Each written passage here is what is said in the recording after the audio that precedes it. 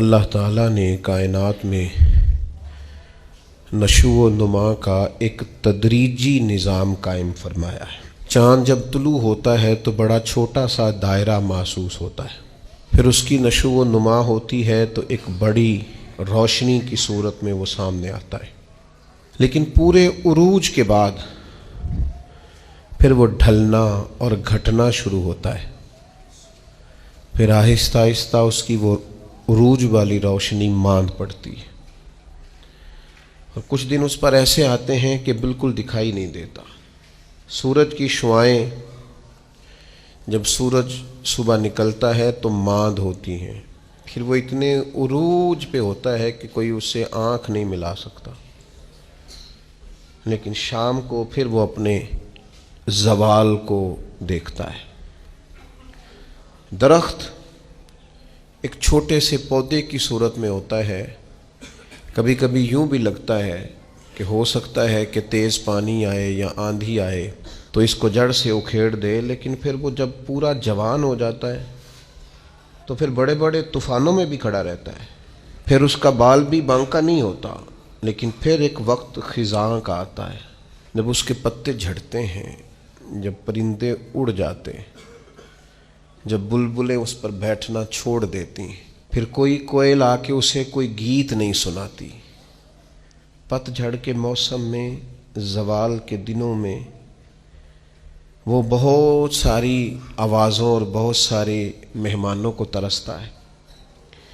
اللہ تعالیٰ کا حکمت کا نظام ہے، اس نے تدریج کی ہے اس نشو و نما میں۔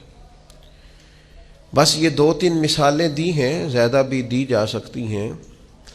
اسی طرح اللہ تعالیٰ نے حضرت انسان کو بھی پیدا کیا ہے۔ وہ جوان آدمی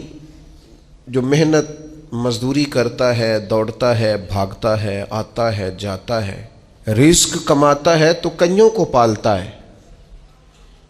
یہ جب بالکل چھوٹا تھا نا تو اسے کھڑا بھی نہیں ہوا جاتا تھا، اس کے والدین انگلی کے سہارے چلاتے تھے۔ آج جو کئیوں کو کھلاتا ہے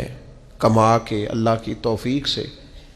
ایک وقت یہ تھا کہ یہ اپنے ہاتھ سے لقمہ اٹھا کے منہ میں نہیں ڈال سکتا تھا، اس کے ماں باپ اس کے منہ میں لقمے ڈالتے تھے، اس کی ماں اس کے لیے خدمت کرتی تھی،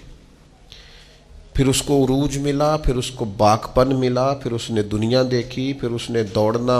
بھاگنا دیکھا، پھر اس نے بڑی بڑی گاڑیاں چلائیں، پھر اس نے بڑی بڑی ٹرینیں چلائیں، پھر وہ پائلٹ بنا،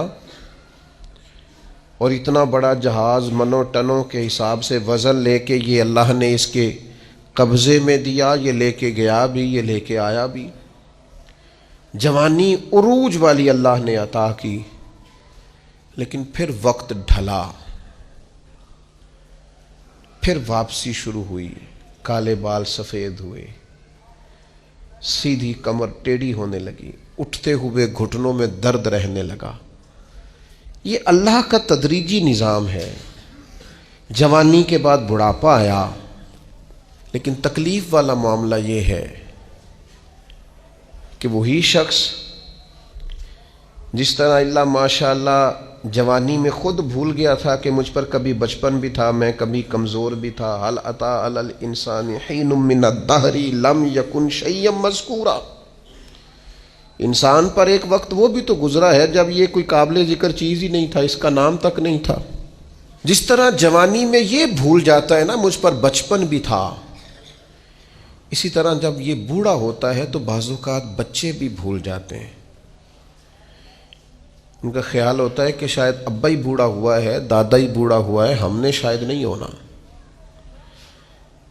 وہ بڑی جلدی بوڑھوں کو سکریپ کا مال بنا دیتے ہیں، ان کے لیے چارپائیاں سٹور روم میں لگ جاتی ہیں۔ ان کو کہا جاتا ہے کہ ابا کو اے سی کی اس لیے ضرورت نہیں رہی کہ گھٹنوں میں درد ہے۔